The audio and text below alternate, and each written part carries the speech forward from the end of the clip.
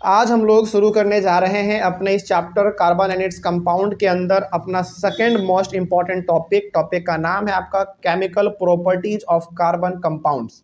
इसके पहले तक हम लोगों ने बहुत ही बेहतरीन तरीके से हर एक चीज़ों को बोर्ड पे आके समझा है ना, ड्रॉ कर करके हम लोगों ने चीज़ों को देखा, जिसमें हम लोगों ने पूरी तरीके से हाइड्रोकार्बन्स के अंदर जो हमारा दो था, सैचुरेटेड और अनसैचुरेटेड, वो भी हमने कंप्लीट किया। उसके बाद फिर हमारा था साइक्लिक हाइड्रोकार्बन, उसमें भी हमारा दो था, एक सैचुरेटेड साइक्लिक हाइड्रोकार्बन और एक अनसैचुरेटेड साइक्लिक हाइड्रोकार्बन, वो भी हमने खत्म किया। उसके बाद फिर हमारा था फंक्शनल ग्रुप, वो भी हम लोगों ने पूरी तरीके से खत्म किया। फिर होमोलोगस सीरीज, उसके बाद फिर आइसोमर्स, उसके बाद फिर नोमेनक्लेचर, इतने तमाम प्रकार के चीज़ों को हम लोगों ने अपने बोर्ड पे बेहतरीन तरीके से समझ लिया है। क्या अब उसमें आप लोगों को किसी प्रकार का कोई डाउट है? नहीं है, बिल्कुल सही बात है, डाउट होना भी नहीं चाहिए क्योंकि आपने प्रैक्टिस किया अच्छी तरीके से, हम लोगों ने सबने साथ में मिलकर बनाया, तो उसमें कोई दिक्कत अब नहीं होना चाहिए। इसके बावजूद यदि किसी को दिक्कत रहा होगा, ऑनलाइन वाले बच्चे खास करके आप लोग एक बार कमेंट कर दीजिएगा, ठीक है। चलिए, आज हम लोग शुरू करेंगे अपने चैप्टर के सेकंड मोस्ट इंपॉर्टेंट टॉपिक को। टॉपिक का नाम है chemical properties of carbon compounds. इसको बेसिकली हम लोग अपने स्क्रीन पे आके पढ़ रहे हैं इसलिए क्योंकि इसमें ज़्यादा कुछ आपको ड्रॉ करने वाला ऐसा कुछ है नहीं, बस आपको इसमें समझते चलना है। इसीलिए हम लोग इसको अपने नोट्स से ही पढ़ लेंगे और आपका काम चल जाएगा। लेकिन नोट्स से जब आप पढ़ रहे हैं तो आपके सामने एनसीईआरटी बुक खुला हुआ होना चाहिए ताकि उससे आप इस चीज़ों को रिलेट कर पाएँ, ठीक है। और सारा चीज़ इसमें आपको एनसीईआरटी का ही मिलने वाला है। शुरू करते हैं। इसमें हम लोग पढ़ेंगे केमिकल प्रॉपर्टीज किसका? कार्बन कंपाउंड का, जिसमें लगभग 3-4 दिए गए हैं, बेसिकली 4 हैं, एक बार देख लेते हैं। पहला आपको पढ़ना है इसमें कंबसन के बारे में, दूसरा फिर आपको इसमें पढ़ना है ऑक्सीडेशन के बारे में, फिर तीसरा इसमें पढ़ना है आपको एडिशन रिएक्शन के बारे में, और फिर चौथा पढ़ना है आपको सब्स्टिट्यूशन रिएक्शन के बारे में, ठीक है। उसके बाद फिर हमारा अगला टॉपिक चालू होगा। लेकिन इस चैप्टर मतलब इस टॉपिक के अंदर हम लोगों को 4 इंपॉर्टेंट टॉपिक डिस्कस करने हैं। वो 4 इंपॉर्टेंट टॉपिक नहीं होगा, बेसिकली वो हमारे केमिकल प्रॉपर्टी होंगे, किसके? कार्बन कंपाउंड के। तो इसमें 4 है, याद रखेंगे आप लोग, और चारों को हम लोग डिटेल में डिस्कस करते हैं। सबसे पहला हमारा कंबसन है, तो इसका मतलब पहले देखते हैं क्या है definition. The process of burning of a carbon compound in air to give carbon dioxide, water, heat and light is known as combustion. Combustion का सिंपल सा मतलब है एक ऐसा प्रोसेस जिसके थ्रू हम लोग किसी भी कार्बन कंपाउंड को जलाते हैं। एयर के प्रेजेंस में तो हमको क्या मिलेगा? कार्बन डाइऑक्साइड मिलेगा, वाटर मिलेगा, हीट मिलेगा या फिर लाइट मिलेगा, ठीक है। यहाँ पे 4 चीज़ है, कार्बन डाइऑक्साइड, वाटर, हीट और लाइट। हो सकता है किसी रिएक्शन में चारों का चारों आपको मिल जाए, किसी रिएक्शन में हो सकता है चारों में से कोई 2 चीज़ ही मिल पाए आपको, या फिर कोई 3 चीज़ ही मिल जाए, लेकिन मैक्सिमम आपको ये 4 चीज़ मिल सकते हैं जब आप कंबसन रिएक्शन करेंगे तब। तो सिंपल सा आपको याद रखना है, कंबसन रिएक्शन का सिंपल सा मतलब है जब हम लोग अपने कार्बन कंपाउंड को एयर के प्रेजेंस में बर्न करते हैं, यानी कि जलाते हैं, तो हम लोगों को मैक्सिमम 4 चीज मिल सकता है, कार्बन डाइऑक्साइड, वाटर, हीट और लाइट। इसी को हम लोग कहते हैं, इसी प्रोसेस को बेसिकली हम लोग कहते हैं कंबसन। कोई डाउट नहीं इसमें। चलिए, इसका एग्जाम्पल भी देख लेते हैं, एकदम सेम टू सेम आपके बुक का एग्जाम्पल लिया गया है। Examples of combustion are C+O2, यानी कि कार्बन को आप जला रहे हो किसके साथ? ऑक्सीजन के साथ, तो क्या मिलेगा आपको? CO2 यानी कि कार्बन डाइऑक्साइड, हीट तो मिलेगा ही और लाइट भी मिलेगा आपका, ठीक है। ये आपका क्या हो गया? कंबसन हो गया। अच्छा, फिर आपके मन में सवाल आया होगा कि सर इसमें वाटर तो नहीं दिख रहा हमको। देखो, हमने क्या कहा, मैक्सिमम आपको इसमें 4 चीज मिल सकता है, लेकिन कोई 3 चीज भी मिले तो ठीक है, ठीक है। आगे बढ़ते हैं।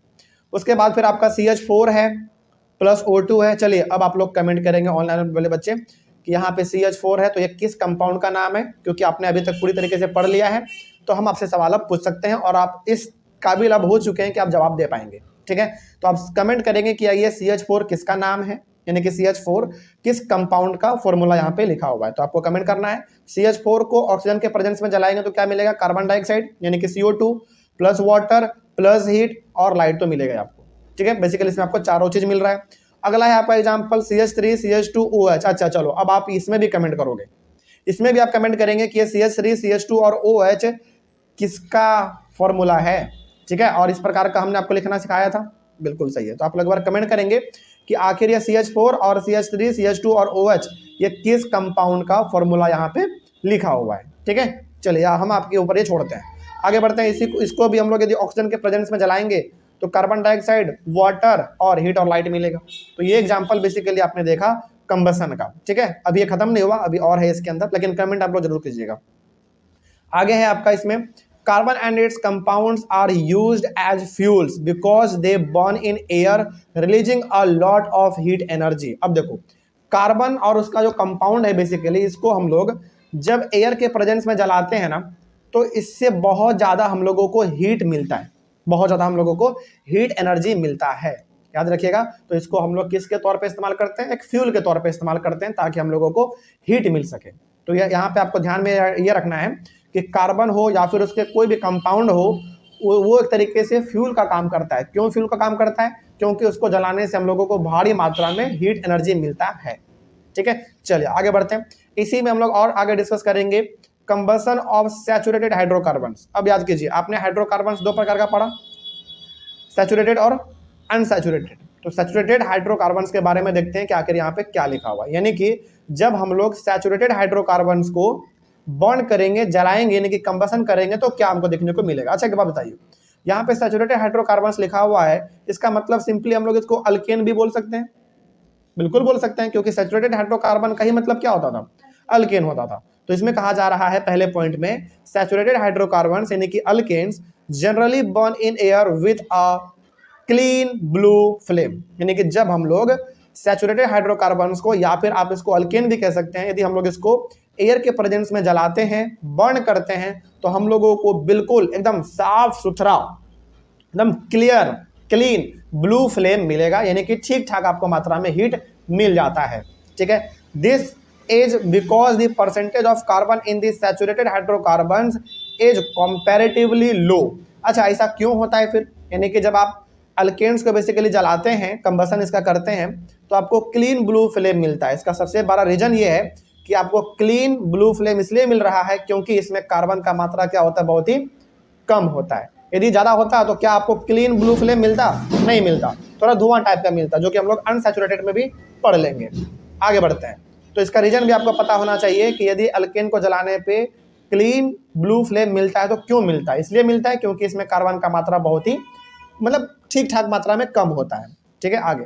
However if the supply of air is reduced, then incomplete combustion of even saturated hydrocarbons will take place and they will produce a सूती फ्लेम, मतलब ब्लैक स्मोक। इसका सिंपल सा मतलब ये है कि मान लीजिए कि आप सैचुरेटेड हाइड्रोकार्बन्स को जला रहे हैं और वहां पे ऑक्सीजन का जो मात्रा है वो कम हो गया, यानी कि हवा उसको बेहतर तरीके से नहीं मिला। और हवा जब बेहतर तरीके से नहीं मिलेगा तो आपका सैचुरेटेड हाइड्रोकार्बन्स जलेगा तो जरूर, लेकिन एक तरीके से वो सूती फ्लेम प्रोड्यूस करेगा, यानी कि धुआं काला निकलेगा। आप इसको नॉर्मली ऐसे भी देखो, जब हम लोग जाड़े के समय में अपने घरों में लकड़ी ये सब जलाते हैं और उसको बेहतर तरीके से हवा नहीं मिल पाता है, तो वो क्या धुआं नहीं निकलता? उससे बिल्कुल निकलता है धुआं। तो वही चीज इसके साथ भी है, यदि इसको सही मात्रा में एयर नहीं मिलेगा तो ये बिल्कुल काला धुआं प्रोड्यूस करने लगता है, जो कि आम लकड़ी के साथ भी होता है। तो कार्बन के साथ भी वही बात है। The gas stove and kerosene stove used in our homes have teeny holes for air so that sufficient oxygen of air is available for the complete burning of fuel to produce a smokeless clean blue flame। चलो यहाँ पे ना आपके घर का example दिया गया, आपके हम घर का बताते हैं। जैसे हम लोग अपने गैस स्टोव पे खाना बनाते हैं, पहले ना केरोसिन स्टोव भी आता था, आपने शायद नहीं देखा होगा, हो सकता है कि आप में से कुछ ऐसे बच्चे होंगे जो केरोसिन के स्टोव को देखे होंगे। वो स्टोव ना बेसिकली एकदम हमारे घर के जो सिलेंडर होते हैं उसी प्रकार का होता था, लेकिन उसमें केरोसिन भरा हुआ रहता था। जैसे आपका सिलेंडर है, उसमें क्या भरा हुआ है? आपका गैस भरा हुआ है। इसी प्रकार का हमारा एक और स्टोव होता था जिसके ऊपर हम लोग खाना बनाते थे, वो हमारा केरोसिन से भरा होता था, यानी कि केरोसिन से वो जलता था। हालांकि आप में से केरोसिन स्टोव अपने बहुत लोगों ने आपने नहीं देखा होगा, लेकिन हम लोग अपने समय में देखे हुए थे कि केरोसिन स्टोव कैसा होता है। तो कहने का मतलब आपने कभी गौर किया है, चाहे वो गैस स्टोव हो या फिर केरोसिन स्टोव हो, जहां से गैस निकलता है वहां पे छोटा छोटा छेद रहता है। वो क्यों रहता है? इसलिए रहता है ताकि वो जो सिलेंडर के अंदर गैस है जब वो बाहर निकले तो उसको सही मात्रा में ऑक्सीजन मिल सके, और यदि उसको सही मात्रा में ऑक्सीजन मिलेगा तो बढ़िया तरीके से वो जलेगा। बात समझ में आ रही है? और जब जलता है तो क्या वो धुआं करता है? क्या बिल्कुल नहीं करता। क्यों नहीं करता धुआं? क्योंकि उसको जितना ऑक्सीजन चाहिए जलने के लिए उसको उतना ऑक्सीजन मिल रहा होता है। ठीक है, ये एग्जांपल कई बार पूछा गया है सीबीएसई में, इसलिए आप इसको ध्यान में रखिएगा। आपसे पूछा जाएगा कि गैस स्टोव या फिर केरोसिन स्टोव में जो छोटा छोटा छेद होता है, होल, वो क्यों होता है? इसलिए होता है ताकि अंदर से जो गैस हमारा बाहर निकलेगा उसको सफिशिएंट मात्रा में ऑक्सीजन मिल सके, और यदि उसको सफिशिएंट मात्रा में ऑक्सीजन मिलेगा तब जाके वो बढ़िया तरीके से जल पाएगा और बिल्कुल भी धुआं वो नहीं करेगा और ब्लू फ्लेम आपको मिलेगा। ठीक है, चलिए आगे बढ़ते हैं। If the bottom of the cooking utensils in our homes are getting blackened, it means that the air holes of the gas stove are getting blocked and the fuel is not burning completely। कई बार ऐसा होता है कि हम लोग अपने gas पे खाना बना तो रहे होते हैं, लेकिन उसके जो नीचे का जो पेनी होता है ना, वो पूरा काला हो जाता है कई बार। यदि वो काला हो रहा है तो इसका मतलब आप समझ लीजिए कि कहीं ना कहीं जो आपका वो होल है वो ब्लॉक हो चुका है, और वो वहां से ब्लॉक होने की वजह से उसको ऑक्सीजन सही मात्रा में नहीं मिल पा रहा, जिसकी वजह से वो काला धुआं प्रोड्यूस कर रहा है। तो उसके लिए क्या करना पड़ता है, फिर हम लोगों को वो होल को साफ कराना पड़ता है, या फिर हम लोग उसको अपने घर में भी आम तौर पे धो के साफ कर लेते हैं, है ना। तो यहाँ पे दो बात आपको ध्यान में रखना है कि यदि आपका बर्तन काला हो रहा है खाना बनाने की वजह से, तो इसका सबसे बड़ा रीजन ये है कि वो होल बेसिकली ब्लॉक हो चुका है, और उधर से जो गैस निकल रहा है उसको प्रॉपर मात्रा में ऑक्सीजन नहीं मिल पा रहा है, इसीलिए वो काला धुआं प्रोड्यूस कर रहा है। और काला धुआं से बर्तन तो काला होता ही है, ठीक है, लेकिन उसको साफ करना बड़ा आसान होता है। उसको तो हम लोग अपने घरों में भी ब्रश से साफ कर लेते हैं, या फिर सोई से इसको हम लोग साफ कर लेते हैं, ये बड़ा नॉर्मल चीज है। तो ये हो गया हमारा कंबसन ऑफ सैचुरेटेड हाइड्रोकार्बन्स। अब हम लोग पढ़ेंगे कंबसन ऑफ अनसैचुरेटेड हाइड्रोकार्बन्स। इसमें क्या है बेसिकली देखा जाए, अनसैचुरेटेड हाइड्रोकार्बन्स सिंपल से एक बात किसका कर रहा है बताइए, अल्कीन्स और अल्काइंस का, क्योंकि इसमें हमारा दो चीज होता था, डबल बॉन्ड और ट्रिपल बॉन्ड। अल्कीन का मतलब डबल बॉन्ड, अल्काइन का मतलब ट्रिपल बॉन्ड, ये तो हम लोग पढ़ चुके हैं। Burn in air with a yellow flame with lots of black smoke, यानी कि अनसैचुरेटेड हाइड्रोकार्बन्स, या फिर आप इसको अल्केन्स या फिर अल्कीन या फिर अल्काइन भी कह सकते हैं, इसको जब हम लोग हवा में जलाते हैं तो बहुत ही ज्यादा मात्रा में काला धुआं ये निकलता है, यानी कि येलो फ्लेम निकलेगा, पीला पीला निकलेगा फ्लेम, लेकिन बहुत ज्यादा ये काला धुआं भी प्रोड्यूस करता है। क्यों करता है काला धुआं प्रोड्यूस, इसके पीछे रीजन क्या रीजन है देखो, this is because the percentage of carbon in the unsaturated hydrocarbons is comparatively higher. इसमें धुआं काला इसलिए निकलता है क्योंकि इसमें कार्बन का मात्रा ज्यादा होता है, और कार्बन सिंपल से याद रखिएगा, यदि कार्बन का मात्रा ज्यादा है तो धुआं काला निकलेगा, यदि कार्बन का मात्रा कम है तो धुआं आपका बहुत ही कम निकलने वाला है काला। कोई दिक्कत नहीं इसमें। चलिए ये दो पॉइंट आपको यहाँ पे ध्यान में रखना है, जो कि बहुत इंपॉर्टेंट था। तो इस तरीके से हमारा कंबसन का कंप्लीट समझा जाए। चलिए आगे बढ़ते हैं। बहुत ही बेहतरीन तरीके से यहाँ पे नोट्स लिखा हुआ है, और इसमें अधिकतर पॉइंट आपको आप देख भी पा रहे होंगे कि सारा का सारा एनसीईआरटी का है ना।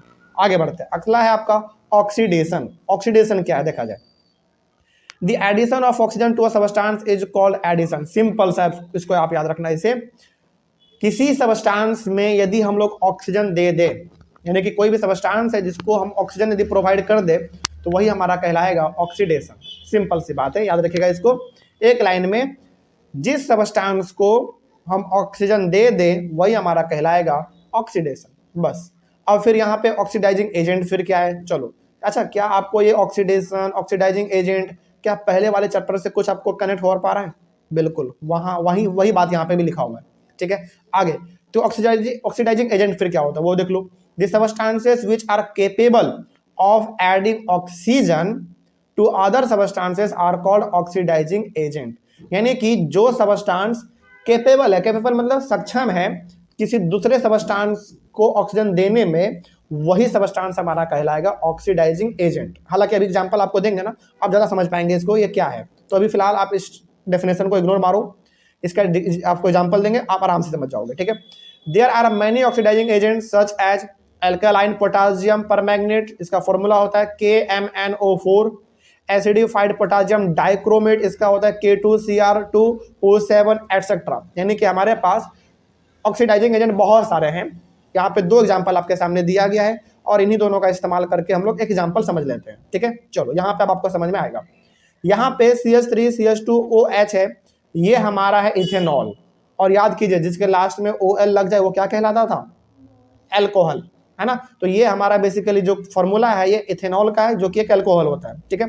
अब इसमें आप क्या कर रहे हैं, बहुत ही सिंपल तरीके से आप इसको ऐसे समझो, आप बेसिकली इसमें ऐड कर रहे हो KMnO4 या फिर K2Cr2O7। कहने का मतलब यहाँ पे ये है कि आपके पास इथेनॉल है, और इथेनॉल सिंपल सा आप एल्कोहल भी आप इसको कह सकते हैं, ठीक है। इसमें आप या तो KMnO4 ऐड कर दो या फिर K2Cr2O7 ऐड कर दो, और हीट तो आपको देना ही पड़ेगा रिएक्शन करवाने के लिए। तो हमारा यहाँ पे बन के सबस्टेंस क्या तैयार होगा, CH3COOH, जो कि एक इथेनॉइक एसिड है, और इथेनोइक एसिड का मतलब बताइए किसमें आता था ये हमारा फंक्शनल ग्रुप, याद कीजिए कार्बोक्सिलिक एसिड। जब हम लोग पढ़ते थे तब हम लोग एसिड के बारे में पढ़ते थे, याद आ रहा होगा आपको। चलिए अब यहाँ पे थोड़ा सा आप समझो कि आखिर यहाँ पे आपने क्या किया। इसमें आपका ऑक्सीडाइजिंग फिर एजेंट हुआ कौन, ये भी समझना पड़ेगा आपको। देखो यहाँ पे जो आप KMnO4 देख रहे हो और K2Cr2O7 देख रहे हो, इन दोनों में से कुछ भी आप ऐड कर सकते हैं इसमें, यही तो है आपका ऑक्सीडाइजिंग एजेंट जो क्या कर रहा है, इथेनॉल में ऐड हो रहा है और एक कोई नया सबस्टांस बना दे रहा है, जो कि क्या बन गया आपका इथेनोइक एसिड बन गया। तो ऑक्सीडाइजिंग एजेंट का सिंपल सा मतलब है वो सबस्टांस जो किसी के साथ ऐड हो जाएगा तो हमारा कहलाएगा ऑक्सीडाइजिंग एजेंट। ठीक है, यहाँ पे हमारा इथेनॉल के साथ ये दोनों ऐड हो रहा है, इन दोनों में से कोई भी एक हो सकता है, इसलिए हमने यहाँ पे और लिखा है OR। ठीक है, चलिए ये हमारा ऑक्सीडेशन हुआ। अगला है आपका एडिशन रिएक्शन। क्या इसमें कोई डाउट रहा आप लोगों को, ऑक्सीडेशन में कोई दिक्कत रहा? बहुत आराम से इसको समझते चलिएगा और इसको नोट भी आप लोग करते चलिएगा। जिस तरीके से आपने बोर्ड पे समझा था चीज़ों को, जैसे आपने नोट करते चले गए, तो उसी तरीके से आप लोग ऑनलाइन में बच्चे इसको आप लोग नोट करते चलिएगा। ठीक है, अगला आगे बढ़ते हैं। अगला आपका एडिशन रिएक्शन। अब ये क्या है जरा देखा जाए। The reaction in which N unsaturated hydrocarbon combines with another substance in the presence of catalyst to give a single saturated hydrocarbon is called an addition reaction। चलिए ये थोड़ा सा लंबा टॉपिक हो गया, मतलब लंबा स्टेटमेंट हो गया, इसको ना थोड़ा ब्रेक करके आपको हम समझाते हैं बेहतरीन तरीके से। एडिशन रिएक्शन का मतलब है ऐसा रिएक्शन जिसमें एक अनसैचुरेटेड हाइड्रोकार्बन किसी दूसरे सबस्टांस के जाके साथ कंबाइन हो जाएगा। समझिएगा, बहुत इंपॉर्टेंट है। ऐसा रिएक्शन जिसमें एक अनसैचुरेटेड हाइड्रोकार्बन किसी दूसरे सबस्टांस के साथ जाके कंबाइन हो जाएगा, लेकिन किसके प्रेजेंस में? कैटलिस्ट के प्रेजेंस में। ठीक है, और जब वो ऐसा होगा तो एक नया सबस्टांस हमारा बनेगा जो कि होगा सैचुरेटेड हाइड्रोकार्बन। उसको हम लोग क्या कहेंगे? एडिशन रिएक्शन कहेंगे। तो इसको एक बार नॉर्मली ऐसे आप समझो, ऐसा रिएक्शन जिसमें एक अनसैचुरेटेड हाइड्रोकार्बन किसी दूसरे सबस्टांस के साथ जाके कंबाइन कर जाता है कैटलिस्ट के प्रेजेंस में, और यदि जब ऐसा होगा तो एक सिंगल सैचुरेटेड हाइड्रोकार्बन हमारा बनता है। ठीक है, इसी को हम लोग कहेंगे एडिशन रिएक्शन। अच्छा, इसको हमने एडिशन रिएक्शन नाम क्यों दिया? क्योंकि बेसिकली आपका अनसैचुरेटेड हाइड्रोकार्बन किसी सबस्टांस के साथ जाके क्या कर रहा है? कंबाइन कर रहा है, ऐड कर रहा है, इसीलिए हम लोग इसको एडिशन रिएक्शन के नाम से जानते हैं। इसमें ना आपने ध्यान दिया होगा तो एक वर्ड इस्तेमाल हुआ कैटलिस्ट। अब ये कैटलिस्ट क्या है जरा इसके बारे में भी देख लो। Catalysts are substances that causes a reaction to occur at a different rate without the reaction itself being affected। यानी कि कैटलिस्ट बेसिकली ऐसा सबस्टांस होता है जिसको यदि किसी रिएक्शन में मिला दिया जाए ना तो उस रिएक्शन का जो रेट है वो थोड़ा सा फास्ट हो जाता है, यानी कि रिएक्शन होने का जो प्रोसेस है वो थोड़ा सा तेज हो जाता है, लेकिन उस रिएक्शन में किसी प्रकार का कोई गड़बड़ी नहीं होता है। याद रखिएगा, कैटलिस्ट ऐसा सबस्टांस होता है, एक बार फिर से बता रहे हैं, कैटलिस्ट ऐसा सबस्टांस होता है जो किसी रिएक्शन में यदि मिला दिया जाए, यानी कि उसको यदि ऐड कर दिया जाए तो रिएक्शन हमारा थोड़ा सा फास्ट हो जाता है। लेकिन फास्ट होता है केवल, रिएक्शन में कोई बदलाव देखने को नहीं मिलेगा, कुछ और फिर उसमें नहीं होगा, बिल्कुल आपका सेम रिएक्शन रहेगा, बस रिएक्शन को थोड़ा सा फास्ट करा देता है। ठीक है, चलिए आगे बढ़ते हैं। This addition reaction is commonly used in the hydrogenation of vegetable oils using a nickel catalyst. अब ये जो एडिशन रिएक्शन आप देख रहे हैं इसका इस्तेमाल हम लोग ज़्यादातर करते हैं हाइड्रोजिनेशन में। अब ये सवाल है कि सर ये हाइड्रोजिनेशन क्या है? हम लोग हाइड्रोजिनेशन करते हैं किसमें? वेजिटेबल ऑयल में। चलिए इसको ना थोड़ा सा आपको हम विस्तार से समझाते हैं और एग्जांपल भी आपको देंगे तो आप इसमें ज़्यादा समझ पाओगे और ज़्यादा आप चीज़ों को कनेक्ट कर पाओगे। तो सिंपली आप याद रखिएगा कि इस एडिशन रिएक्शन का हम लोग किसके लिए इस्तेमाल करते हैं? हाइड्रोजिनेशन के लिए। लेकिन किसका हाइड्रोजिनेशन? वेजिटेबल ऑयल का। और किस कैटलिस्ट का इस्तेमाल करते हैं हम लोग? निकेल का इस्तेमाल करते हैं। अब ये होता क्या है थोड़ा सा इसके बारे में भी देखो। हाइड्रोजिनेशन का पहले मतलब समझो ये होता क्या है। The addition of hydrogen to an unsaturated hydrocarbon to obtain a saturated hydrocarbon is called hydrogenation. अच्छा याद कीजिए, एडिशन रिएक्शन के डेफिनेशन में ही आपने क्या देखा था कि एक ऐसा रिएक्शन जिसमें हम लोग अनसैचुरेटेड हाइड्रोकार्बन को किसी दूसरे सबस्टांस के साथ कंबाइन करते हैं, लेकिन किसके प्रेजेंस में? कैटलिस्ट के प्रेजेंस में। तो हमारा बनता है क्या? एक सिंगल सैचुरेटेड हाइड्रोकार्बन बनता है, इसी को तो कहते हैं हम लोग एडिशन रिएक्शन। अब यही एग्जांपल देके यहाँ पे आपको समझाया गया है। क्या है इसमें जरा देखो ध्यान से। हाइड्रोजनेशन का सिंपल सा मतलब है वही जो आपने पढ़ा ना ऊपर में, वही चीज यहाँ पे भी है। The addition of hydrogen to an unsaturated hydrocarbon. याद कीजिए, यहाँ पे आप अनसैचुरेटेड हाइड्रोकार्बन को किसी दूसरे सबस्टेंस के साथ कंबाइन करते थे। तो यहाँ पे इस रिएक्शन में बेसिकली आप अनसैचुरेटेड हाइड्रोकार्बन को किसके साथ कंबाइन कर रहे हो? हाइड्रोजन के साथ, ठीक है। और क्या बनेगा फिर आपको, लेकिन किसके प्रेजेंस में, पहले ये बताओ, निकल कैटेलिस्ट के प्रेजेंस में। तो आपको बनेगा एक सैचुरेटेड हाइड्रोकार्बन, इसी को कहते हैं हम लोग हाइड्रोजिनेशन। तो याद रखिएगा, एडिशन रिएक्शन और हाइड्रोजिनेशन रिएक्शन बिल्कुल दोनों सेम चीज है।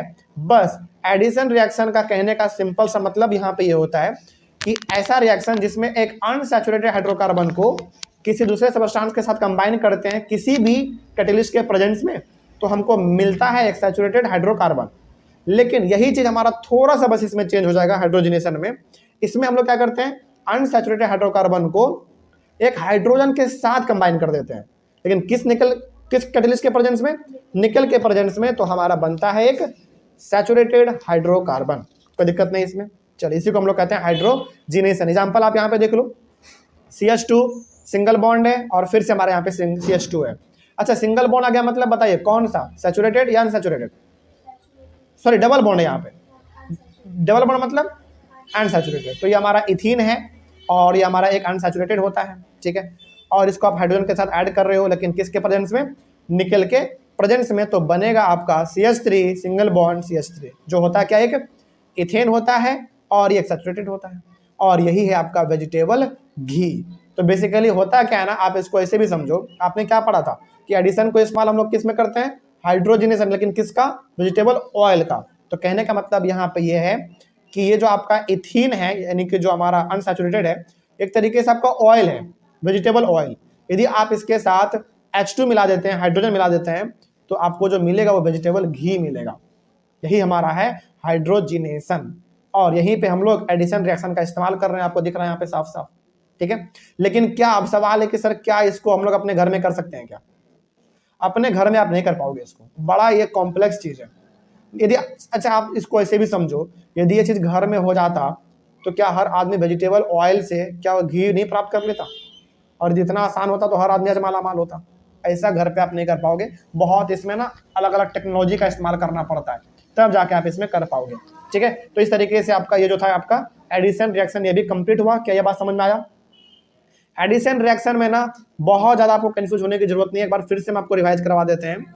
एडिशन रिएक्शन में सिंपली आप याद रखना, एडिशन रिएक्शन में एक अनसैचुरेटेड हाइड्रोकार्बन किसी भी सबस्टेंस के साथ जाके कंबाइन करेगा, लेकिन किसके प्रेजेंस में? किसी ना किसी कैटेलिस्ट के प्रेजेंस में। तो बनेगा एक हमारा सिंगल सैचुरेटेड हाइड्रोकार्बन, इसी को हम लोग कहते हैं एडिशन रिएक्शन, ठीक है। उसके बाद आपने कैटेलिस्ट देखा, कैटेलिस्ट ऐसा सबस्टेंस होता है जो कि किसी रिएक्शन में जिसको मिला दिया जाए तो रिएक्शन को फास्ट कर देता है, लेकिन रिएक्शन को कोई हानि नहीं पहुंचाता है, ठीक है। उसके बाद आपने हाइड्रोजिनेशन देखा, हाइड्रोजिनेशन एडिशन रिएक्शन से बिल्कुल मिलता जुलता है। इसमें बेसिकली ये होता है कि हम लोग अनसैचुरेटेड हाइड्रोकार्बन में हाइड्रोजन को ऐड कर देते हैं और निकल कैटेलिस्ट के प्रेजेंस में, तो हमारा एक सिंगल सैचुरेटेड हाइड्रोकार्बन बनकर तैयार हो जाता है। इसी के लिए हम लोग इसको हाइड्रोजनेशन कहते हैं। इसको हाइड्रोजनेशन इसलिए कहते हैं क्योंकि आप इसमें क्या ऐड करते हैं? हाइड्रोजन ऐड करते हैं, इसलिए हम लोग इसको हाइड्रोजनेशन कह देते हैं। और ये ज्यादातर इस्तेमाल हम लोग किसमें करते हैं? वेजिटेबल ऑयल में करते हैं, ठीक है, वेजिटेबल ऑयल से घी को प्रोड्यूस करने के लिए। अगला आपका इसमें लास्ट है सब्स्टिट्यूशन रिएक्शन। चलिए, आपके इस रिएक्शन में ना नाम से मालूम चल रहा होगा, सब्स्टिट्यूशन यानी कि सब्स्टिट्यूट वर्ड से मिला हुआ बना हुआ हमारा एक वर्ड है सब्स्टिट्यूशन। सब्स्टिट्यूट का मतलब क्या होता है बताइए? एक के जगह पर दूसरा, वही चीज इसमें भी है। सब्स्टिट्यूशन रिएक्शन का मतलब पहले होता है क्या, इसका डेफिनेशन देखा जाए, the reaction in which one or more hydrogen atoms of a hydrocarbon are replaced by some other atoms like chlorine in the presence of sunlight is called a substitution reaction. बहुत simple है, इसको आप ऐसे समझो, 2-3 line का हो गया इसलिए थोड़ा सा आपको समझ में नहीं आया होगा, लेकिन आपको समझाते हैं बेहतरीन तरीके से। ऐसा रिएक्शन जिसमें आप या तो एक से ज्यादा हाइड्रोजन एटम को हटा देते हो, किसमें से? हाइड्रोकार्बन में से, और उसके जगह पे आप क्या ऐड कर देते हैं? दूसरा एटम, जैसे क्लोरीन भी आप ऐड कर सकते हैं, लेकिन क्लोरीन आप ऐड करोगे लेकिन किसके प्रेजेंस में? सनलाइट के प्रेजेंस में। तो यही हमारा कहलाएगा सब्स्टिट्यूशन रिएक्शन। इसको एक बार दोबारा देख लो, बहुत सिंपल है। एक ऐसा रिएक्शन जिसमें आप एक या एक से ज्यादा हाइड्रोजन हटा देते हैं हाइड्रोकार्बन में से, और उसके जगह पर, यानी कि जो हाइड्रोजन आपने हटाया उसके जगह पर आप कोई भी दूसरा आइटम ऐड कर देते हैं। जैसे आप क्लोरीन भी कर सकते हैं, लेकिन किसके प्रेजेंस में, सनलाइट के प्रेजेंस में, तो वही हमारा कहलाएगा सब्स्टिट्यूशन रिएक्शन। तो यहाँ पे आपने हाइड्रोजन के जगह पे क्या रिप्लेस किया, क्लोरीन किया, इसीलिए इसका नाम है सब्स्टिट्यूशन रिएक्शन। एग्जांपल देख लीजिए, आपको समझ में आ जाएगा। Example of substitution reaction is, जैसे यहाँ पे मीथेन है CH4 जो कि एक अल्केन होता है, ठीक है, और यहाँ पे आपके पास है Cl2 यानी कि क्लोरीन है बेसिकली। सनलाइट के प्रेजेंस में आपने क्या देखा, यहाँ पे क्या बना, देखो ध्यान से, बहुत इंपॉर्टेंट है, CH3 Cl प्लस HCl आपका बना। तो इसको ना थोड़ा सा आप गौर करोगे तो देखो यहाँ पे पहले CH4 है आपका, रिएक्शन से पहले हाइड्रोजन कितना आपके पास है, 4 है, लेकिन जब इन दोनों को आपस में आपने कंबाइन किया तो अब देखो रिजल्ट क्या बना, पहले CH4 था, अब CH3 है, अब CH3 है आपका, बात समझ में आ रही है। और अगला देखो, क्लोरीन 2 गो था, तो एक क्लोरीन इसके साथ जाके ऐड हो गया और एक क्लोरीन हाइड्रोजन के साथ जाके ऐड हो गया जो यहां से निकला हुआ था, यानी कि हमारे पास पहले हाइड्रोजन 4 था तो यहाँ पे 3 बचा, एक हमारा यहाँ पे आ गया। क्लोरीन 2 था तो एक इसके साथ चिपक गया और इसके साथ चिपक गया। क्या यहाँ पे इस क्लोरीन ने एक हाइड्रोजन को रिप्लेस किया कि नहीं किया, बिल्कुल किया। बस यही हमारा है सब्स्टिट्यूशन रिएक्शन। कोई डाउट इसमें? चलो, इस तरीके से आपका ये टॉपिक भी कंप्लीट होता है। अगला हम लोग डिस्कस करेंगे सम इंपॉर्टेंट कार्बन कंपाउंड्स, जिसमें हम लोग बात करेंगे इथेनॉल एंड इथेनोइक एसिड के बारे में। कोई डाउट नहीं ना इसमें? चलिए, मिलते हैं हम लोग अपने अगले वाला क्लास में। Thank you very much. Next topic हम लोग डिस्कस करेंगे चैप्टर का some important carbon compounds ethanol and ethanoic acid. देखिए, इस चैप्टर के अंदर आपने बहुत अलग अलग प्रकार के कार्बन कंपाउंड के बारे में पढ़ा है ना, बहुत, जैसे मीथेन, इथेन, प्रोपेन, कितना सारा आपने पढ़ लिया है ना। अब तो आपको यदि कम से कम 100 कार्बन कंपाउंड का नाम लिखने के लिए बोले तो आप आराम से लिख सकते हैं, इसमें कोई दिक्कत नहीं है। कहने का मतलब यहाँ पे यह है कि आपने अलग अलग प्रकार के कार्बन कंपाउंड के बारे में पढ़ तो लिया है, लेकिन उनमें से ना कुछ ऐसे कार्बन कंपाउंड है जो हमारे लिए बहुत ज्यादा इंपॉर्टेंट है, मतलब उनका इस्तेमाल हम लोग अपने एवरीडे लाइफ में बहुत ज्यादा करते हैं। तो वो आपका 2 है, पहला इथेनॉल है और दूसरा आपका इथेनोइक एसिड है। तो पहले हम लोग पढ़ेंगे इथेनॉल के बारे में, फिर बाद में हम लोग पढ़ लेंगे इथेनोइक एसिड के बारे में, ठीक है। चलो, एक एक करके डिस्कस करते हैं, टॉपिक के अनुसार चलेंगे। टॉपिक है आपका प्रॉपर्टीज ऑफ इथेनॉल। तो इसमें हम लोग देखेंगे कि आखिर इथेनॉल, हालांकि इथेनॉल अब होता क्या, ये तो हम लोग जान चुके हैं, यानी कि इथेनॉल का फॉर्मूला, स्ट्रक्चर, सब चीज हम लोग इसका जान चुके हैं, है ना। आगे बढ़ते हैं, तो प्रॉपर्टीज जो है हमारा इथेनॉल का, इसके अंदर ये टॉपिक है आपका बेसिकली। इसके अंदर हम लोग पहले पढ़ेंगे कि इथेनॉल यदि कुछ होता है तो इसका एडवांटेज क्या है, क्योंकि देखो इथेनॉल अब क्या है इसके बारे में आपको जानने की बिल्कुल भी अब आवश्यकता नहीं है, क्योंकि आप इसके बारे में बहुत पढ़ चुके हैं, है ना। चलिए, अब आगे बात करते हैं। अब देखो कि इथेनॉल का एडवांटेज क्या है, देखते हैं। सबसे पहला यहाँ पे एडवांटेज ये इथेनॉल का कि ethanol is liquid at room temperature. Room temperature मतलब समझते हैं, आपके रूम का जो नॉर्मल टेम्परेचर है, मतलब कि ना ही एसी चलाओ, ना ही फैन, कूलर वूलर, कुछ नहीं, जो आपके रूम का नॉर्मल टेम्परेचर है उसी को हम लोग कहते हैं रूम टेम्परेचर। तो रूम टेम्परेचर पे इथेनॉल एक लिक्विड होता है, यानी कि नॉर्मली आप अपने रूम में यदि इथेनॉल को रखोगे तो किस रूप में दिखेगा आपको, लिक्विड के रूप में दिखेगा, ठीक है। आगे, ethanol is commonly called alcohol. इसको हम लोग एल्कोहल के नाम से भी जानते हैं। अरे भाई, क्यों नहीं जानेंगे, क्योंकि लास्ट में OL लगा हुआ है तो वो एल्कोहल का ही होता था। फंक्शनल ग्रुप याद कीजिए, आपको याद आ रहा होगा। तो इथेनॉल हमारा बेसिकली एल्कोहल के नाम से भी हम लोग इसको जान लेते हैं। Ethanol is the active ingredient of all alcoholic drinks. याद रखिएगा, ये बहुत इंपॉर्टेंट पॉइंट है कि जितने भी शराब हैं, यानी कि मोस्ट ऑफ दी जो एल्कोहल है आपके, उनमें कहीं ना कहीं इथेनॉल का मात्रा रहता ही है, कि हाँ, किसी में कम, किसी में ज्यादा, लेकिन रहता जरूर है। आप देखो, इसको सिंपली ऐसे याद रखना, इथेनॉल एक तरीके से नशीला पदार्थ है जिसको हम लोग लगभग हर प्रकार के शराब में इस्तेमाल करते ही है। हाँ, किसी में इस्तेमाल कम होता है तो किसी में ज्यादा होता है, लेकिन इस्तेमाल तो इसका हर जगह पे अल्कोहल में होता ही है।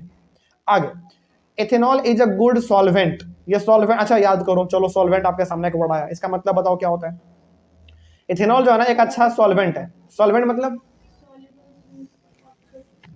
ठीक है, सॉल्वेंट का सिंपल सा मतलब है जिसमें आप यदि किसी चीज को घोलो तो आराम से उसमें घुल जाएगा। मतलब कि इथेनॉल में यदि आप कुछ चीज को घोलते हैं तो आराम से वो घुल जाता है, ठीक है। आगे बढ़ते हैं। देखो यहाँ पे ना बेसिकली 2 चीज वर्ड होता है इस्तेमाल, एक सॉल्वेंट और एक सोल्यूट। सोल्यूट का मतलब होता है जो आप उसमें घोल रहे हैं, और सॉल्वेंट का मतलब होता है जिसमें आप घोल रहे हैं। जैसे एग्जांपल के तौर पे चीनी और पानी, यहाँ पे चीनी आपका क्या होगा, सोल्यूट, और पानी क्या होगा आपका सॉल्वेंट, मतलब चीनी आपका सोल्यूट कहलाएगा और पानी आपका सॉल्वेंट कहलाएगा। तो जो चीज आप घोलते हैं वो सोल्यूट कहलाता है और जिसमें घोलते हैं वो आपका सॉल्वेंट कहलाता है।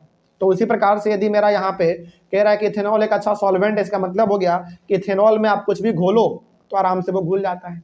ठीक है, आगे बढ़ते हैं। Ethanol is used in medicines such as tincture, iodine, cough syrups and many tonics. Ethanol को हम लोग शराब बनाने में तो इस्तेमाल करते ही हैं, साथ ही साथ इसका बहुत ज़्यादा दवाई बनाने में भी हम लोग इसका इस्तेमाल करते हैं। दवाई का बात करें तो टिंचर आयोडीन हो गया, कफ सिरप हो गया, और भी बहुत सारे टॉनिक हैं, दवाइयाँ, उसका इस्तेमाल हम लोग वहाँ पे करते हैं। आगे, ethanol is soluble in water in all proportions. ये याद रखना, ये पॉइंट बहुत इंपॉर्टेंट है। यानी कि इथेनॉल को यदि आप पानी में मिलाते हैं तो पूरी तरीके से वह पानी में घुल जाता है। इसका लाइव एग्जांपल आपने देखा होगा, कई बार लोग शराब पीते हैं तो पानी मिला के पीते हैं। क्यों पानी मिला के पीते हैं? क्योंकि वो आराम से उसमें घुल जाता है ना। देखो, आदमी का ना टेस्ट बड़ा अलग अलग है, कोई बिल्कुल हार्ड ड्रिंक पीता है तो कोई सॉफ्ट पीता है ना, उस तरीके से। तो ज़्यादातर जो आदमी है, मतलब अब तो हम नहीं कह सकते हैं क्योंकि हमको एक्सपीरियंस नहीं है इसमें, तो कुछ लोग हैं जो कि अल्कोहल को बिना पानी मिलाए पी लेते हैं, कोई है जो कि पानी मिला के पीता है। तो जो पानी पिला मतलब उसमें मिला के पी रहा है, इसका मतलब है कि एथेनॉल पानी में आराम से घुल जाता है। ठीक है, आगे बढ़ते हैं। अब ये हो गया हमारा अल्कोहल का एक तरीके से एडवांटेज, लेकिन एथेनॉल का कुछ डिसएडवांटेज भी तो रहा होगा ना। हमने आपको बार बार कहा है कि जिस चीज़ का एडवांटेज है उसका डिसएडवांटेज भी होता है, यानी कि अच्छाई है तो बुराई भी है। तो अच्छाई तो आपने पढ़ लिया, अब इसका बुराई क्या है जरा इसके बारे में भी देख लेते हैं। सबसे पहला इसका बुराई ये है, consumption of even a small quantity of pure ethanol can be lethal. Lethal का मतलब होता है कैन कॉज डेथ और ग्रेट डैमेज, यानी कि यदि आप कम ही मात्रा में, ज़्यादा नहीं, यदि कम मात्रा में भी आप प्योर इथेनॉल को इस्तेमाल कर लोगे ना, पी लोगे, तो इतना खतरनाक होता है कि आपका जान जा सकता है। इसका मतलब हुआ कि आप जो आप शराब पीते हो वो प्योर इथेनॉल नहीं है, बिल्कुल नहीं होता। प्योर हो जाएगा ना, आदमी मर जाएगा। हाँ, देखो जैसे कोई आदमी क्या होता है ना, पूरा एक बोतल भी पी लेता है ना। अब जरा सोचो यदि वो प्योर रहे और एक बोतल कोई पी ले, दुनिया का कोई डॉक्टर नहीं बता सकता उसको, है ना। तो जो शराब है वो बिल्कुल प्योर इथेनॉल नहीं होता, थोड़ा सा लो क्वालिटी का होता है, ताकि आप पी भी लो तो आपको उतना कोई डैमेज ना हो। ठीक है, तो यदि आप प्योर इथेनॉल कम से कम यदि दो ठेपी भी यदि पी लोगे ना तो आपका जान जा सकता है, इतना खतरनाक होता है, ये बहुत ज़्यादा जहरीला होता है। Long term consumption of alcohol leads to many health problems, ये तो हर कोई जानता है भाई। लंबे समय तक शराब पियोगे तो ऑब्वियस ही बात है, हेल्थ का तो समस्या आना ही है, और बहुत ज़्यादा इसमें लीवर ये सब जल जाता है पूरा, है ना, बहुत ख़राब चीज़ है ये। आगे बढ़ते हैं, तो ये दो ऐसे डिसएडवांटेज हैं इथेनॉल को लेकर। ठीक है, आगे बढ़ते हैं। अगला, अब देखो इथेनॉल का रिएक्शंस ऑफ इथेनॉल। तो इथेनॉल किन किन चीज़ों के साथ रिएक्शन करता है, और यदि करता है तो उसका क्या परिणाम निकलता है, इसके बारे में थोड़ा सा हम लोग बात करते हैं। पहला हम लोग देखेंगे इथेनॉल का रिएक्शन किसके साथ, सोडियम के साथ। पहला सोडियम के साथ। दूसरा फिर हम लोग देखेंगे डिहाइड्रेशन ऑफ इथेनॉल, ये क्या होता है इसके बारे में भी हम लोग बात करेंगे। और फिर हमारा अगला टॉपिक चालू हो जाएगा प्रॉपर्टीज ऑफ इथेनॉइक एसिड। ठीक है, ये तो हम लोग बाद में देखेंगे, लेकिन पहले देखते हैं कि इथेनॉल का रिएक्शन सोडियम के साथ कैसा होता है, देखता जाए। कहा जा रहा है इसमें पहले पॉइंट में कि ethanol react with sodium to produce hydrogen gas and sodium ethoxide, यानी कि यदि हम लोग सोडियम का रिएक्शन इथेनॉल के साथ, या फिर आप इसको ऐसे ही बोल सकते हैं कि इथेनॉल का रिएक्शन सोडियम के साथ करवाते हैं तो क्या क्या मिलेगा आपको, ऑक्सीजन नहीं, हाइड्रोजन और सोडियम एथॉक्साइड। रिएक्शन भी देख लीजिए, इसका एग्जांपल भी देख लीजिए, एग्जांपल पूछा जाता है एग्जाम में। CH3 CH2OH, ये आपका इथेनॉल है। ठीक है, आगे Na मतलब बताओ क्या होगा, सोडियम, सिंबल है उसका। तो इथेनॉल के साथ आप सोडियम को रिएक्ट करवाने जा रहे हैं तो आपके साथ दो चीज मिलेगा, आपको दो चीज प्राप्त होगा। पहला हाइड्रोजन गैस तो मिलेगा ही, H2, और यहाँ पे बनेगा आपके पास CH3 CH2ONA, जो कि हमारा है एक सोडियम इथॉक्साइड। ये फॉर्मूला आप याद कर लीजिएगा, क्योंकि एनसीईआरटी में आप पहली बार पढ़ रहे हैं। ठीक है, ऐसा हमने ना आपको पढ़ाया है ना आपने पहले पढ़ा होगा इस प्रकार का, इसको आप याद रख लीजिएगा। ठीक है, कोई डाउट नहीं होगा इसमें। तो ये हो गया हमारा इथेनॉल का रिएक्शन सोडियम के साथ। तो दो चीज बनता है, याद रखेंगे आप लोग, सोडियम इथॉक्साइड और हाइड्रोजन गैस, बस। ठीक है, आगे बढ़ते हैं। बी नंबर में है डिहाइड्रेशन ऑफ इथेनॉल। अब ये डिहाइड्रेशन क्या होता है इथेनॉल का, थोड़ा सा इसके बारे में भी बात करते हैं। देखा जाए, बहुत इंपॉर्टेंट है ये। शुरू करते हैं। Dehydration of ethanol means removal of water molecule from it. बहुत सिंपल सा, आप इसको याद रखो। चलो इसको छोड़ो आप।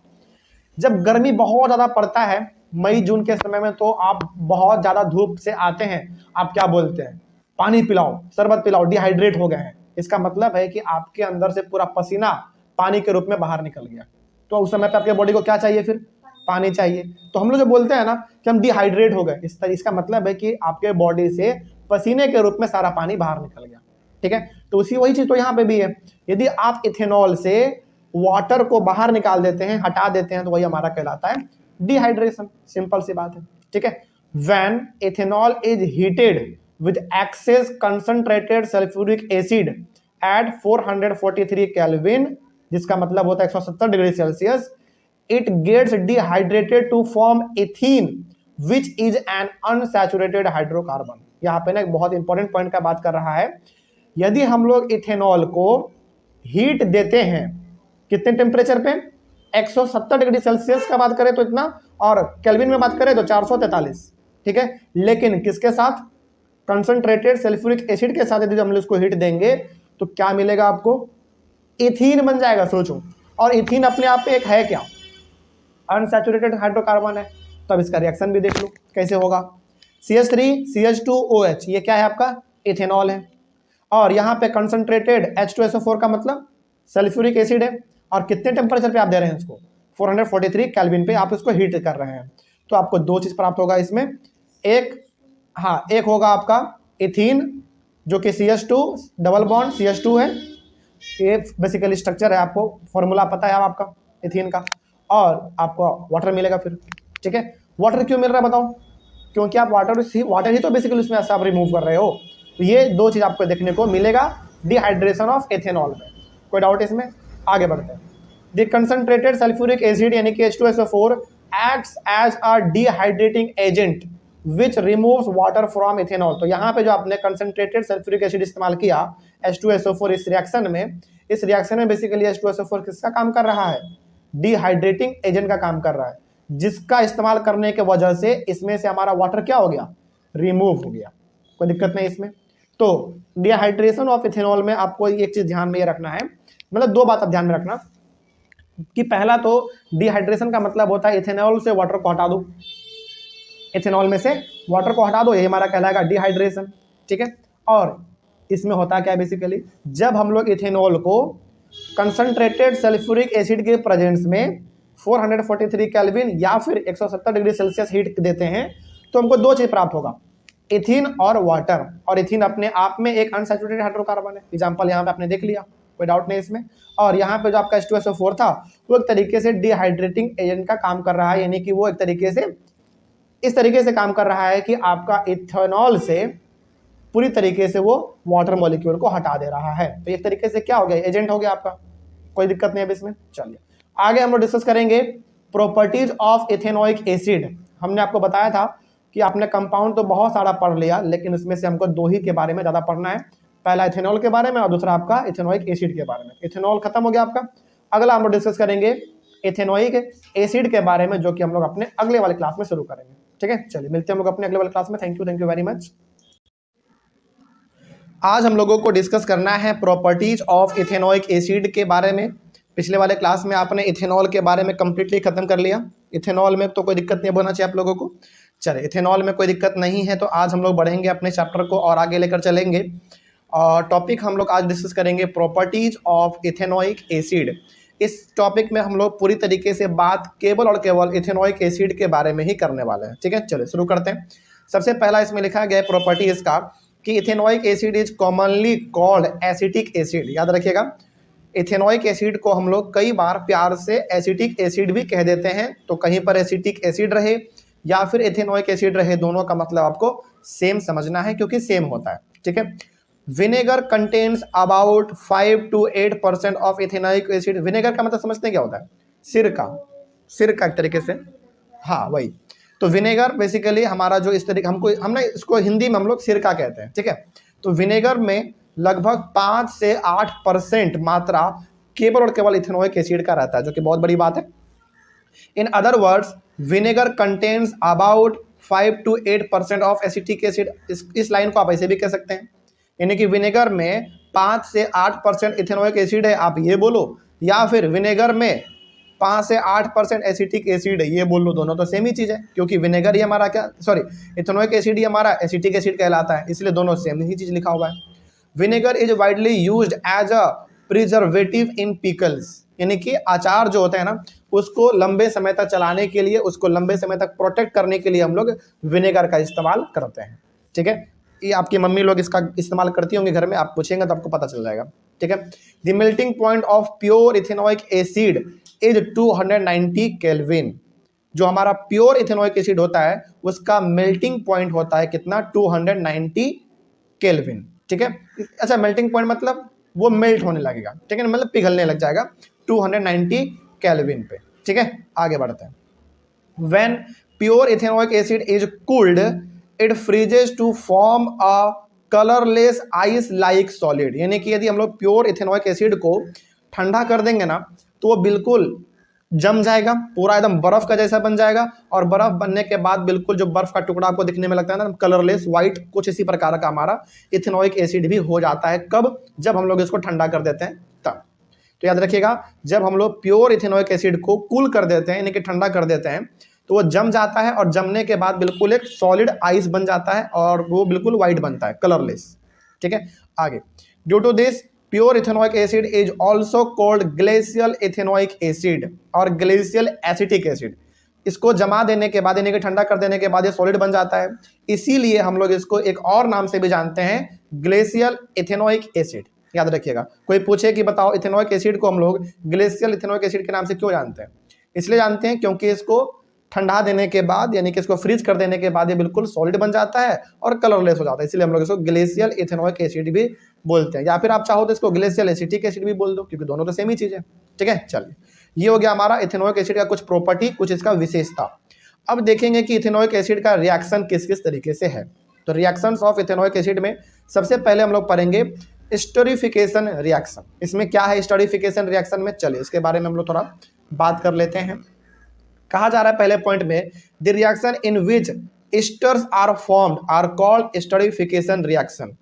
अब सवाल है कि सर स्टरीफिकेशन रिएक्शन है क्या। याद रखिएगा, जिस रिएक्शन में एस्टर फॉर्म हो जाए, यानी कि जो रिएक्शन हम लोग करेंगे और उस रिएक्शन से यदि हम लोगों को एस्टर मिल जाए तो उसी को हम लोग कहेंगे स्टरीफिकेशन रिएक्शन।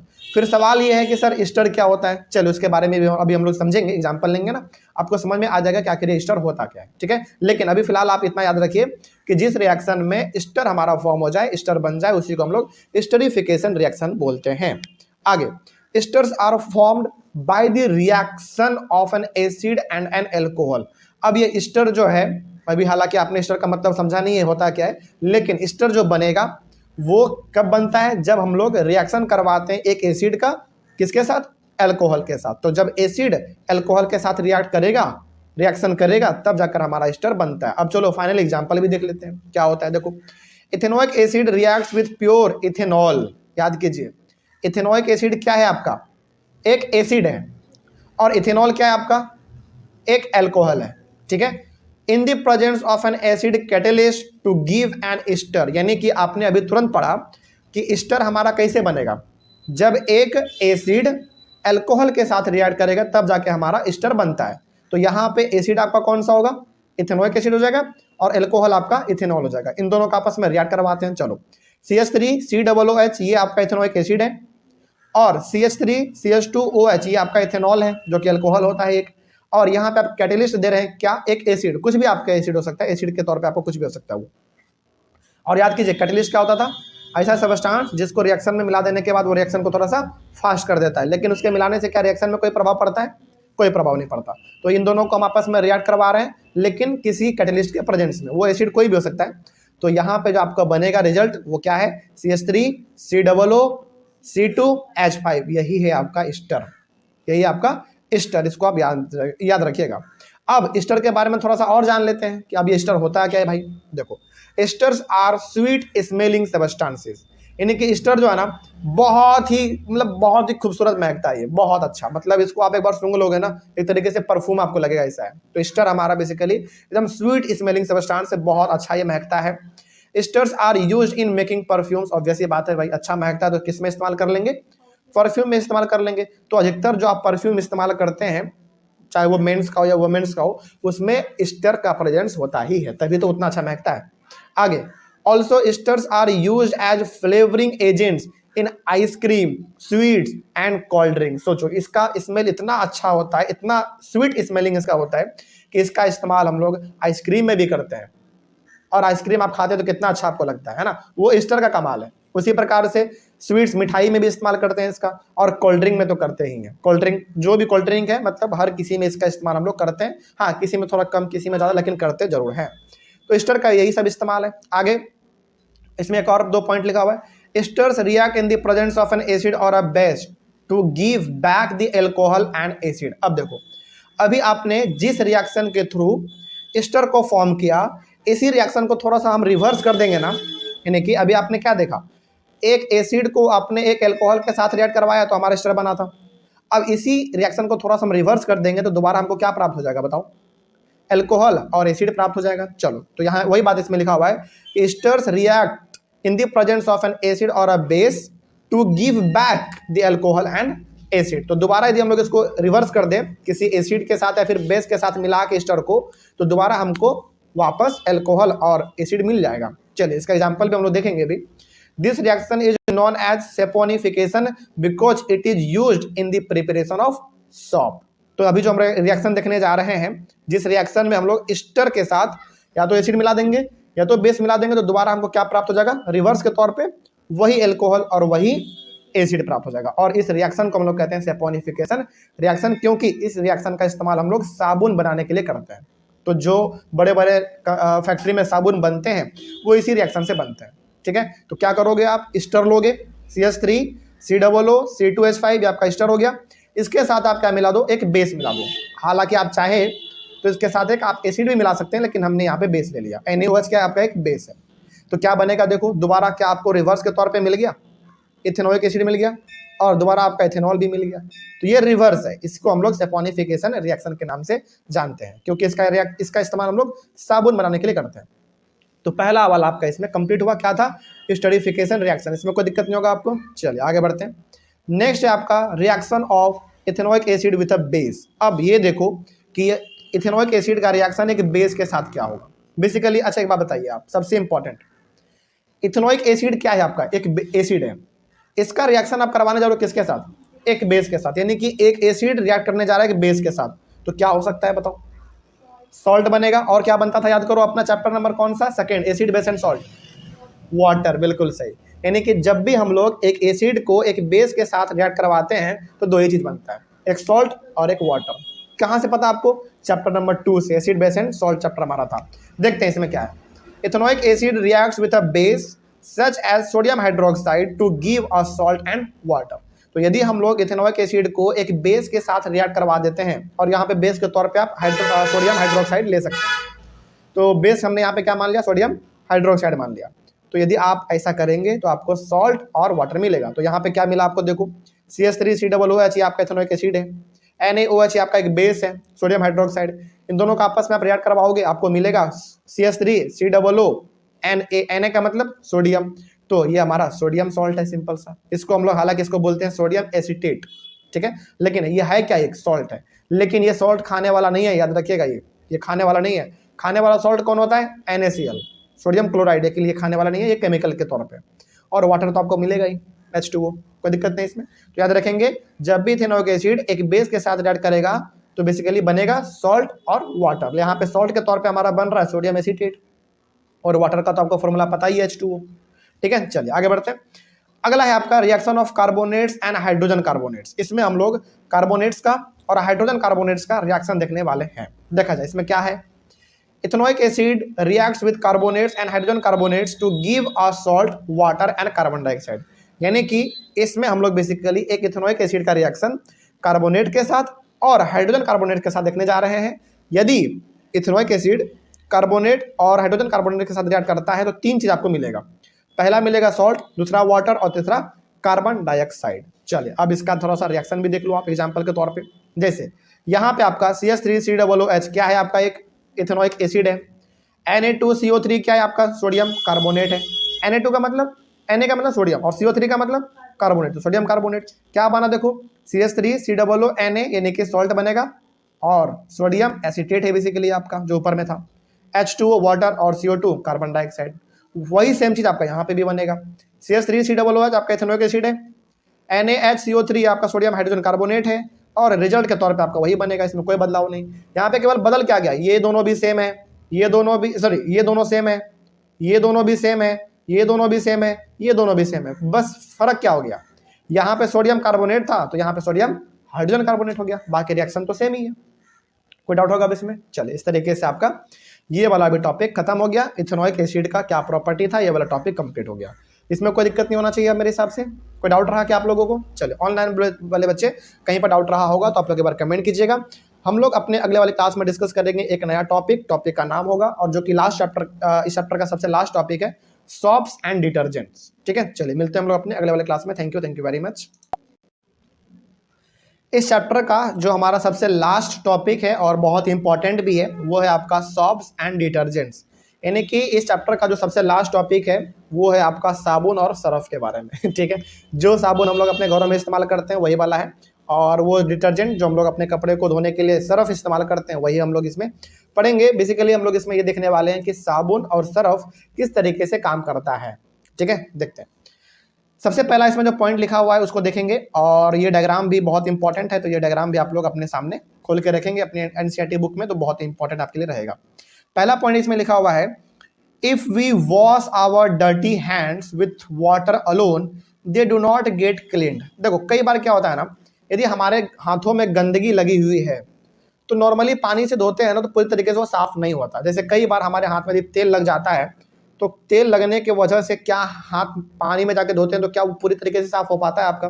नहीं हो पाता। लेकिन यदि बात करें मिट्टी का, धूल का, वो तो साफ हो जाता है, लेकिन तेल हमारा इसमें सबसे बड़ा खराब चीज है ना।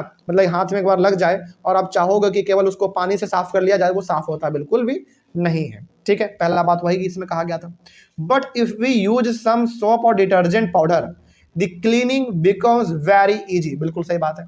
लेकिन यदि वही थोड़ा सा हम लोग अपने हाथ में तो साबुन रगड़ ले या फिर अपने हाथ में थोड़ा सा सरफ लेके अपने हाथ को रगड़ ले तो पूरी तरीके से हमारा हाथ साफ हो जाता है। तो ऐसा कुछ तो खास बात रहा होगा साबुन या फिर सरफ में, तो हमारा जो कि हमारा हाथ पूरी तरीके से साफ कर दिया, उसी के बारे में पढ़ेंगे कि आखिर वो काम कैसे करता है। ठीक है, नेक्स्ट पॉइंट है, soaps and detergents are used for washing clothes, cleaning our body, cleaning utensils etcetera. ये तो बिल्कुल कहने वाली बात नहीं है, क्योंकि इसका इस्तेमाल आप जानते हैं कि आखिर हम लोग सरफ और साबुन का इस्तेमाल क्यों करते हैं। ज़्यादातर साबुन का इस्तेमाल हम लोग नहाने के लिए करते हैं, सरफ का इस्तेमाल ज़्यादातर हम लोग अपने कपड़ों को धोने के लिए करते हैं, है ना। चल, इसी के बारे में हम लोग यहाँ पे डिस्कस करेंगे।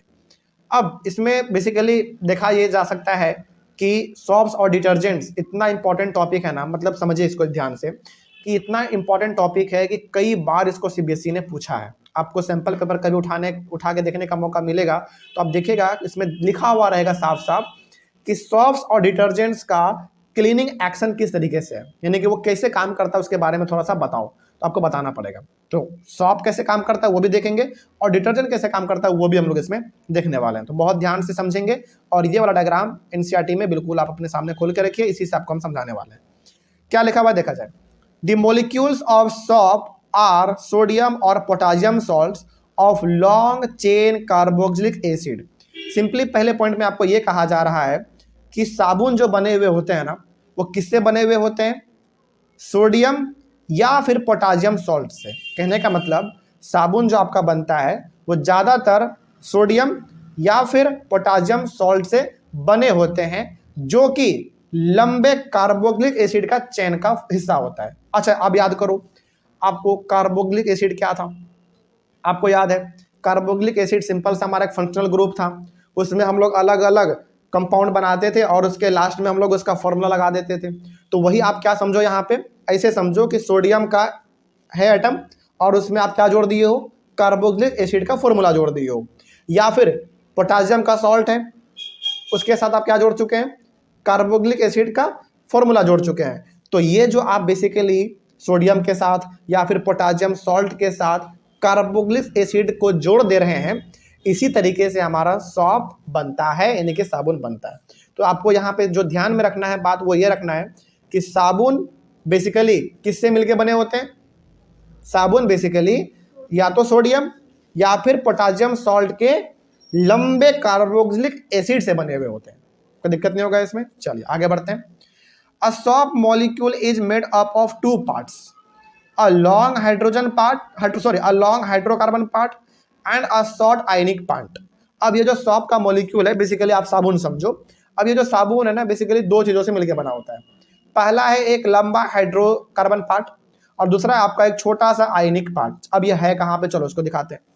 आप कुछ देर के लिए एज्यूम करो कि जो डायग्राम आपका जहां पे बना हुआ है ना, जिस पेज पे बना हुआ है, आप एज्यूम करो कि उस पेज पे क्या गिर गया है? एक बूंद तेल गिर गया है, जो कि आपको येलो कलर का दिख रहा होगा, येलो। तो एज्यूम करो कि जो आपको व्हाइट पेज दिख रहा है, इस व्हाइट पेज ना आपका बेसिकली क्लॉथ है। मान लीजिए आपका ये व्हाइट शर्ट है और इस व्हाइट शर्ट पे आपका एक बूंद ये तेल गिर गया जो कि येलो कलर का है। अब इसमें ना आप दो चीज देख पा रहे होगे, एक बिल्कुल एक जिगजैग लाइन है, बिल्कुल जिगजैग यानी कि ऊपर नीचे ऊपर नीचे ऊपर नीचे, ये वाला यही है आपका लंबा हाइड्रोकार्बन पार्ट। ठीक है, इस बात को आप ध्यान में रखेंगे। ये जो नीचे आप देख रहे हो बीच बिल्कुल बीच में पीला वाला हिस्सा, वो आपका तेल का है।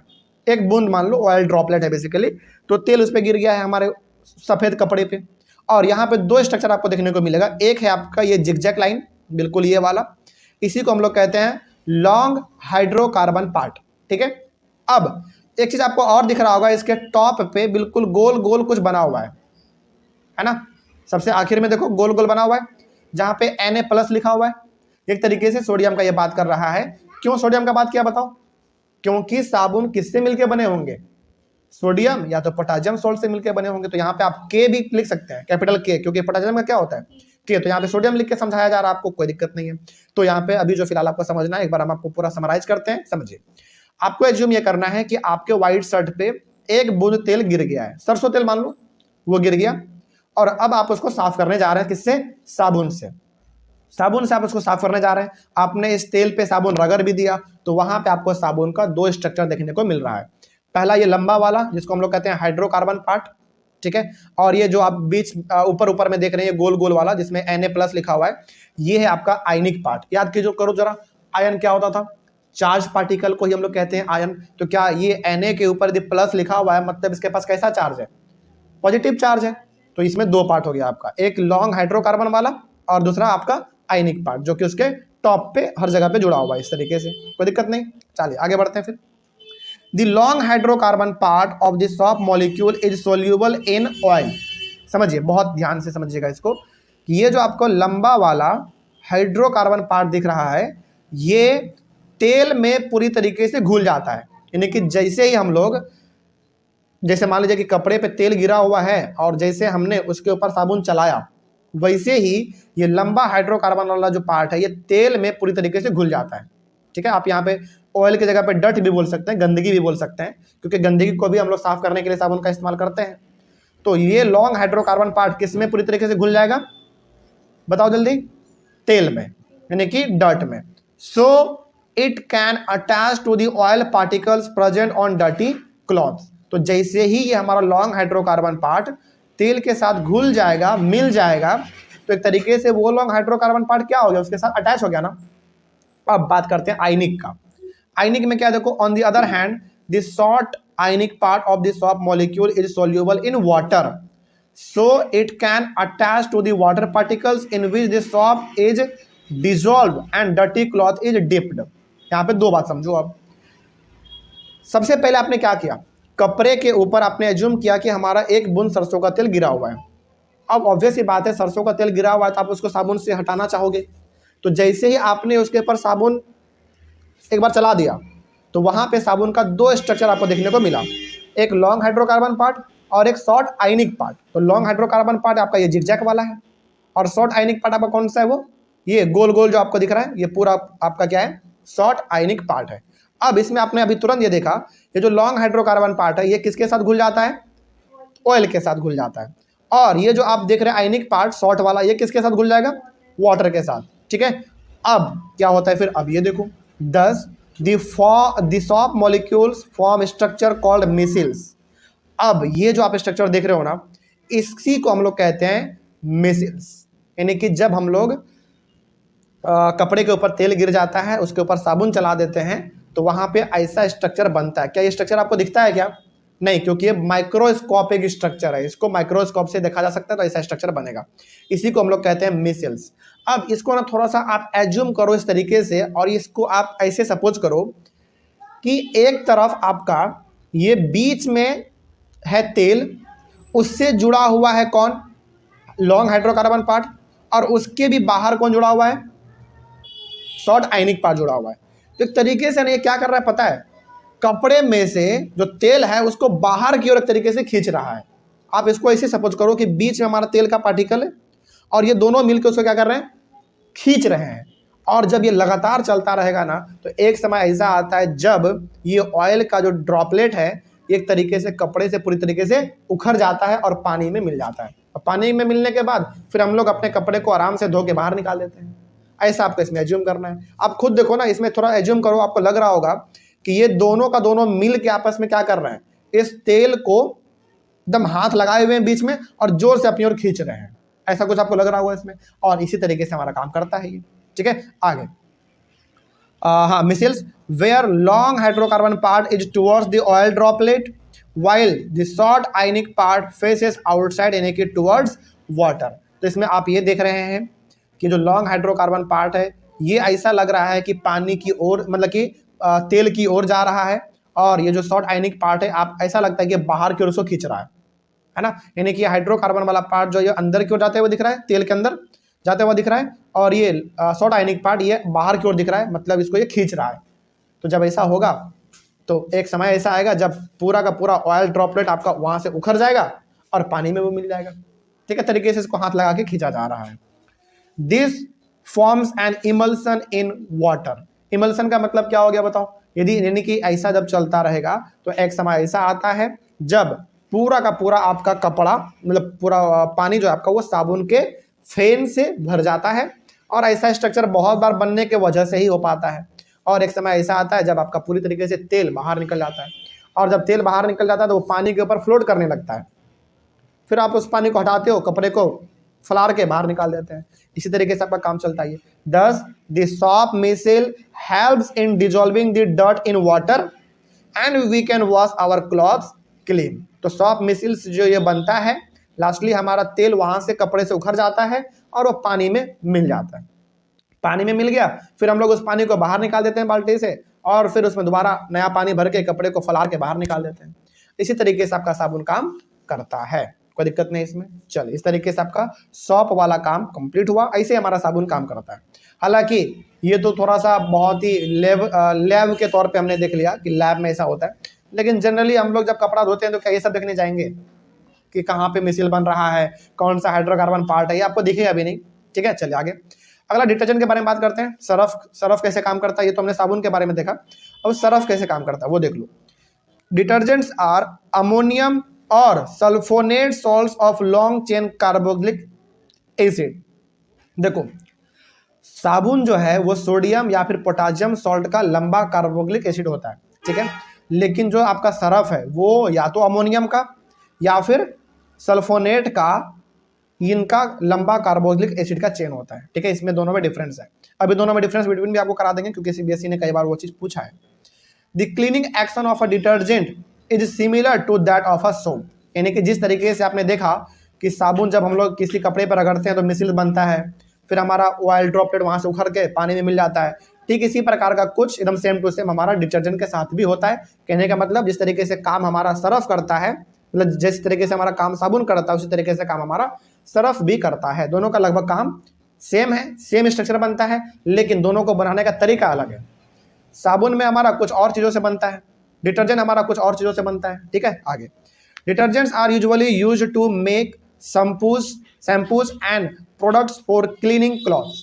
डिटर्जेंट का इस्तेमाल हम लोग ज़्यादातर जो करते हैं अपने कपड़ों को धोने के लिए तो करते ही हैं, साथ ही साथ इसका इस्तेमाल हम लोग शैम्पू को बनाने के लिए भी करते हैं, और भी अलग अलग प्रकार के ऐसे चीज़ जिससे हम लोग अपने कपड़ों को साफ करते हैं।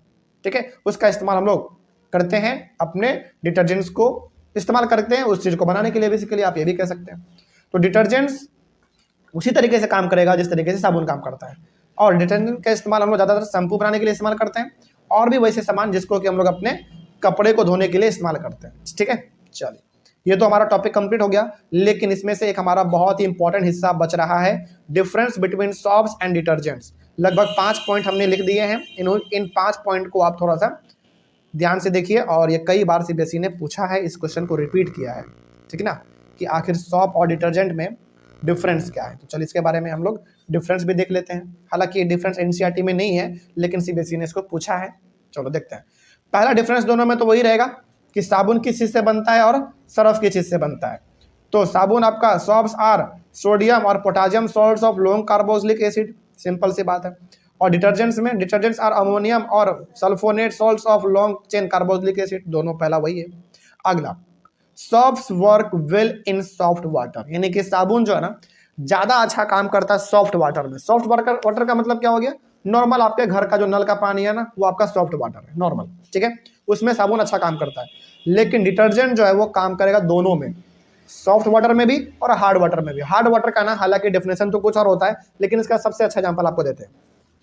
मान लीजिए कि आपके पास एक बाल्टी पानी है और उसमें थोड़ा सा ना धूल मिल गया है, गलती से मिट्टी मिल गया है, उसमें भी आप साबुन को घोलोगे ना, मतलब सरफ को घोलोगे तो वो भूल जाएगा, ऐसा होता है। तो सॉफ्ट और हार्ड दोनों वाटर में आपका डिटर्जेंट काम करता है, लेकिन साबुन केवल सॉफ्ट वाटर में ही काम करता है, ठीक है। Soaps have relatively weak cleaning action. साबुन का यदि आप इस्तेमाल करते हैं तो ज़्यादातर आपका कपड़ा ना साफ तो होता है, लेकिन उतना बढ़िया तरीके से साफ नहीं हो पाता साबुन से। लेकिन सरफ का जो क्लीनिंग एक्शन है ना बड़ा स्ट्रांग है, यानी कि आप सरफ इस्तेमाल करो और कपड़ा साफ ना हो, ऐसा हो ही नहीं सकता। तो detergents have relatively strong cleaning action, यानी कि बहुत अच्छा काम करता है और कपड़ा आपका जल्दी साफ हो जाता है। Shops are biodegradable. बायोडिग्रेडेबल का मतलब समझते हैं, मतलब आपका ऐसे समझो, मतलब कि साबुन ऐसा है कि यदि आप इसको कहीं फेंक भी दो ना तो ये सड़ जाएगा, गल जाएगा, मिट्टी में मिल जाएगा, ठीक है। इससे कोई हमारे लैंड पे कोई हानिकारक फर्क नहीं पड़ेगा, ठीक है। लेकिन डिटर्जेंट जो है नॉन बायोडिग्रेडेबल है, यानी कि इसको यदि जमीन में कहीं पे आपने फेंक दिया तो आपका जमीन वो बंजर बना देगा, क्योंकि थोड़ा सा पावरफुल होता है ना, ठीक है। तो बायोडिग्रेडेबल का मतलब जो सड़ जाए, गल जाए, मिट्टी में मिल जाए, लेकिन डिटर्जेंट के साथ ऐसा नहीं होगा, वो आपके मिट्टी को बर्बाद कर देगा, ठीक है। Soaps take more time to dissolve in water. साबुन जो है ना पानी में घुलने के लिए ज़्यादा समय लेता है, लेकिन क्या आपने देखा है सरफ क्या ज़्यादा समय लेता है? एक बार पानी में हम लोग सरफ डालते हैं और एक बार ऐसे हाथ घुमाते हैं, पूरा आपका बाल्टी फेन से भर जाता है ना। तो इस तरीके से आपका ये टॉपिक भी कंप्लीट हो गया। सॉप्स और डिटर्जेंट में क्या डिफरेंस है ये आपका यहाँ पे खत्म हो गया। और इसी के साथ आज हमारा फाइनली ये चैप्टर जो था केमिस्ट्री का last chapter carbon and its compound complete हुआ। तो क्या अब आपको इस पूरे चैप्टर में कहीं पर भी कोई दिक्कत रहेगा, कहीं पर कोई दिक्कत रहा होगा, खासकर ऑनलाइन वाले बच्चे, तो आप लोग एक बार कमेंट कीजिएगा, आपके कमेंट का जवाब दिया जाएगा। और यहीं पे हमारा पूरा केमिस्ट्री क्लास 10th का खत्म हो गया। हमने पूरी कोशिश की है कि चैप्टर को बहुत ही बेहतरीन तरीके से सिंप्लीफाई कर दिया जाए और आपको बता दिया जाए। तो कुछ चीज़ें हैं इसमें जो हम लोगों ने अपने बोर्ड पे आके समझा है, कुछ चीज़ें हैं जो कि केवल स्क्रीन पे भी समझा जा सकता था, तो हमने स्क्रीन पे भी समझ लिया। मोटा मोटी पूरी तरीके से कहा ये जा सकता है कि हमारा चैप्टर आज कम्प्लीटली खत्म हो चुका, ठीक है ना। चलिए, तो हम लोग मिलेंगे अपने अगले वाले क्लास में एक नए चैप्टर के साथ और एक नई शुरुआत के साथ। तब तक के लिए thank you very much and have a nice day.